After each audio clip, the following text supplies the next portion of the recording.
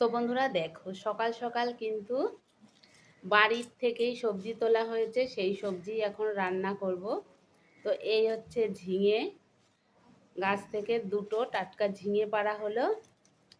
আর এই হচ্ছে পুঁই শাক, সকাল সকাল আমার শাশুড়ি মা কেটে দিল, আমি এগুলো রান্না করব। তাই ভাবলাম তোমাদেরকে একটু দেখাই যে আমাদের বাড়িতে সবজি হয়েছে। এর আগেও তোমাদেরকে আমি দেখিয়েছিলাম পুঁইয়ের গাছ। তো এইগুলো একটু সরু সরু হয়েছে, আগেরগুলো বেশি ভালো ছিল। মানে টানা বৃষ্টিতে না গাছের গোড়াগুলো কীরকম কীরকম হয়ে গেছে, মানে পচে যাওয়ার মতো। এটা কিন্তু বেশ মোটা আছে, আর সঙ্গে দেখো দুটো ঝিঙে। এই হচ্ছে আজকে আমাদের বাড়ি থেকে সবজি তোলা হয়েছে, এই সবজিই কিন্তু আমি রান্না করব।